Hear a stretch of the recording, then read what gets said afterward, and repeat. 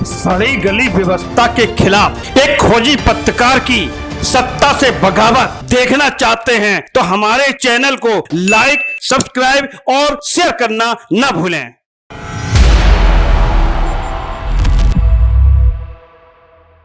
देश की सियासत में आए दिन कुछ ऐसे मुद्दे तैरने लगते हैं जो माहौल को गर्माते हैं। अब देखिए, आज से कुछ महीने पहले ही उत्तर प्रदेश से लेकर महाराष्ट्र तक मुस्लिम शासकों को लेकर तमाम तरह के विवाद खड़े किए गए। महाराष्ट्र में औरंगजेब की मजार को नेस्तनाबूद करने से लेकर उत्तर प्रदेश के बहराइच के निजाम मेला तक पर रोक लगाने जैसे मुद्दों को सियासी गलियारों में जमकर हवा देने की कोशिशें हुई। हालांकि ये मुद्दे बहुत लंबे समय तक टिक नहीं सके। अब एक नया मामला आया है राष्ट्रीय शैक्षिक अनुसंधान प्रशिक्षण परिषद यानी NCERT की ओर से। मुगल शासक अकबर, बाबर और औरंगजेब को लेकर एक नई पुस्तक NCERT की बाजार में आई है। 8वीं कक्षा के पाठ्यक्रम सोशल साइंस की नई पुस्तक में बाबर को बर्बर, हिंसक, विजेता, हिंदुओं की बड़ी आबादी को सफाया करने वाला शासक बताया गया है। जबकि अब तक अकबर महान का पाठ पढ़ाने वाले पाठ्यक्रम में अब अकबर को क्रूर लेकिन सहिष्णु शासक बताया गया है। जबकि औरंगजेब को मंदिर, गुरुद्वारा तोड़ने वाला क्रूर शासक बताया गया है। हालांकि इसमें दो राय नहीं है कि ये जो कुछ भी कहा जा रहा है ये पाठ्यक्रम में, उसके इन बिंदुओं पर अगर गौर किया जाए तो निश्चित तौर पर यह हकीकत के करीब है।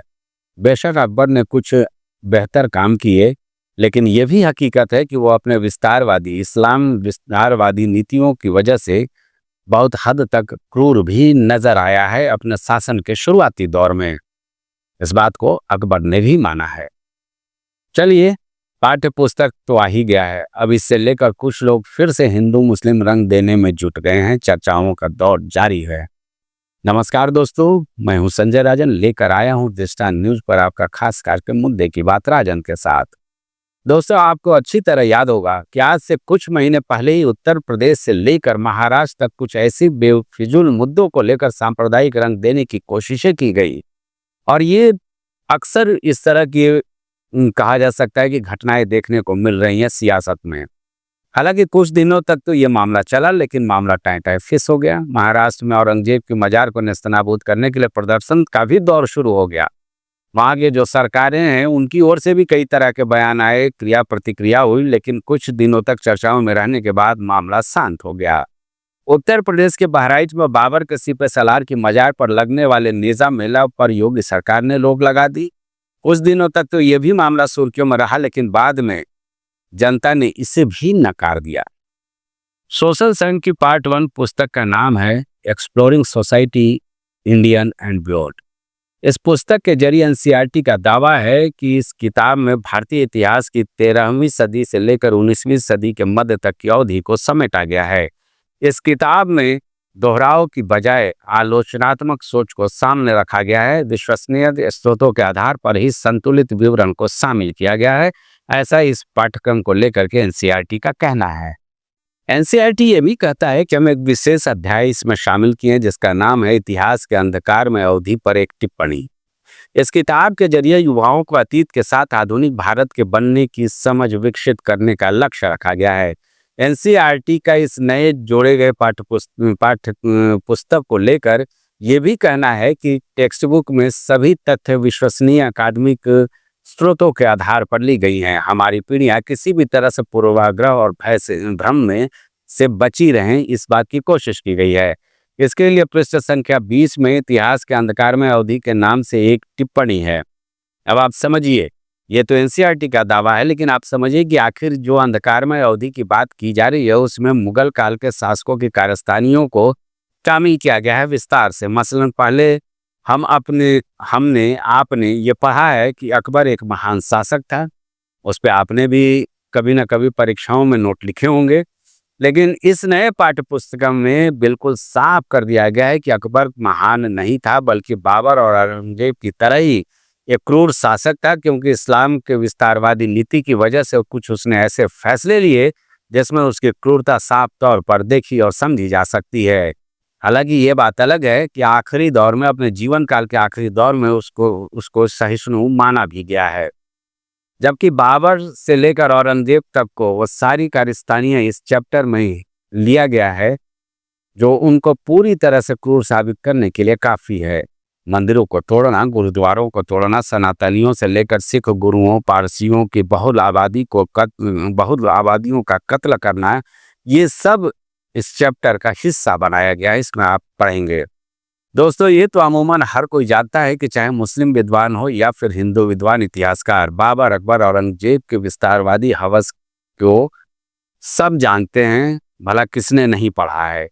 इस चैप्टर में अकबर के चित्तौड़ किले पर आक्रमण और कब्जे का जिक्र करते हुए कहा गया है, जो नया पाठ्यक्रम शामिल किया गया उसका मैं जिक्र कर रहा हूँ, कि इस किले पर हमला करते वक्त अकबर की उम्र महज 25 साल थी और उन्होंने 30,000 नागरिकों के जनसंहार व बच्चों और महिलाओं तक को गुलाम बनाने का फरमान जारी किया था चित्तौड़गढ़ किला फतह के वक्त। पुस्तक में अकबर के उस क्रूर सोच को भी शामिल किया गया है जिसमें अकबर कहता है कि हमने काफिर माने हिंदू के कई किलों और कस्बों पर कब्जा कर लिया है और वहां इस्लाम की स्थापना की। खून की तलवारों की मदद से हमने उनके मन के काफिरों के निशान मिटा दिए। हमने वहां के मंदिरों को भी नष्ट कर दिया। ये जो कोट है, जो मैं पंक्तियां ले रहा हूँ इस पाठ्य पुस्तक का, ये सब इसी पाठ्य पुस्तक का जो चैप्टर है उसका ये हिस्सा है जो मैं आपको बता रहा हूँ। ये तो आप भी जानते हैं और हम भी पढ़ चुके हैं कि इस्लाम को विस्तार देने के लिए बाबर हो या अकबर हो या फिर औरंगजेब, सबने भरपूर तरीके से हिंदुओं या फिर ये कहें कि सनातनियों की भारी तादाद में कत्लेआम की। हालांकि इस पुस्तक में अकबर को लेकर ये जरूर कहा गया है कि अकबर अपने बाद के शासनकाल में, यानी अपने जीवन के आखिरी दौर में, शांति और सद्भावना की बात करते हुए भी नजर आया है। इतिहासकार भी इस बात को मानते हैं। पुस्तक में इस बात का भी जिक्र है कि मुगल शासकों ने न केवल हिंदुओं बल्कि पारसियों और सिखियों पर भी भरपूर अत्याचार किया। बनारस हो, मथुरा हो, सोमनाथ समेत कई मंदिर हैं हिंदुओं के, जैन मंदिर, सिख गुरुद्वारों को भी अपने इस्लाम विस्तारवादी नीतियों के तहत भारी नुकसान पहुंचाने की कोशिश की। दोस्तों, वो पुस्तकों में जो मोटी मोटी बातें लिखी गई हैं, वाकई ये जरूरी है कि हमारे युवा उसके बारे में हकीकत जाने, लेकिन यह निश्चित तौर पर देखना होगा कि कहीं ऐसा तो नहीं है कि मुस्लिम आक्रांताओं की आड़ में हम आज के अपने समाज के गंगा जमनी तहजीब में जहर न घोल दें। हालांकि एनसीईआरटी ने इस बात को भी शामिल किया है और उसका दावा है कि एक तरह से कहा जा सकता है कि उन्होंने सुझाव भी दिया है कि अतीत में जो कुछ हुआ है उसके लिए आज हम किसी को जिम्मेवार ठहरा नहीं सकते हैं, और जो ऐसा करने की कोशिश करना चाहें, कोई संगठन हो या फिर सियासतदान हो, उनके इरादों पर पानी फेरना हम भारतीयों का अहम जिम्मेवारी होगा।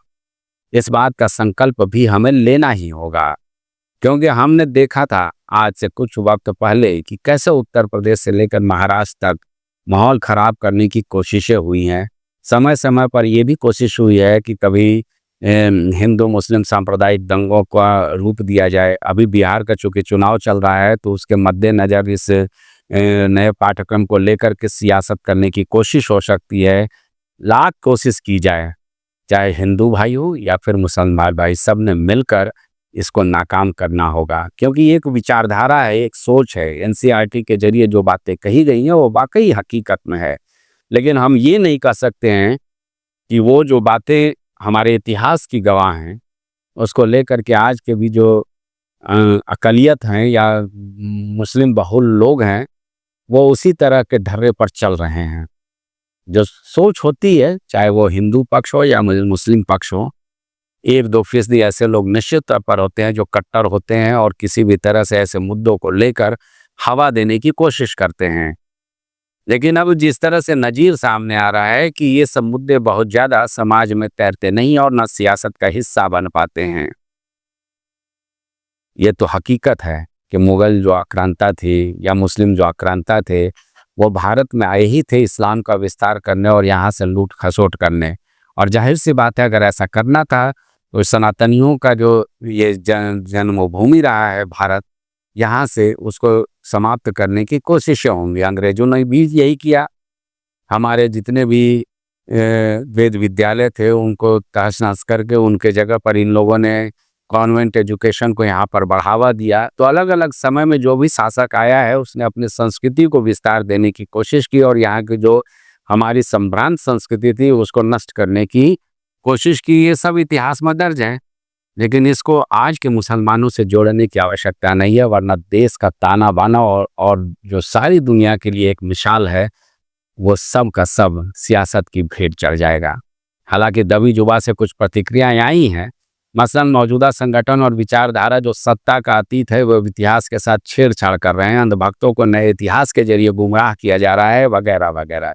लेकिन ये हकीकत है, जैसा कि एनसीईआरटी का भी मानना है, कि आप मुगल शासकों को तब तक नहीं समझ सकते हैं जब तक उनके व्यक्तित्व की जटिलता में नहीं जाएंगे। अगर अकबर ने खुद स्वीकार किया है कि वह जवानी के दिनों में क्रूर था, हम अकबर या औरंगजेब को नीचा नहीं दिखा रहे हैं, बल्कि हम ये बता रहे हैं कि इन शासकों की अपनी सीमाएं थी और इन्होंने बर्बरता की थी। तो दोस्तों, ये संदेश जानने की आवश्यकता है। इसको सामाजिक जो ताना बाना है या हमारी जो गंगा जमनी तहजीब है उसको सियासत के दायरे में लाकर बदरंग करने की आवश्यकता नहीं होनी चाहिए, बल्कि हकीकत है एनसीईआरटी ने उसे शामिल किया है। यह तथ्यपरक भी है, हम लोगों ने भी पढ़ा है, आपने भी पढ़ा होगा, तो इसे उस रूप में स्वीकार कर लेना चाहिए, न कि इसको लेकर आने वाले दिनों में सियासी रंग देने की कोशिश होनी चाहिए। उम्मीद है आप मेरी बात समझ गए होंगे। तो इस वीडियो में इतना ही। अगर ये बेहतर लगे तो इसे लाइक और शेयर जरूर करें, और हाँ, हमसे जुड़ने के लिए दृष्टांत न्यूज़ को सब्सक्राइब करना न भूलें। नमस्कार।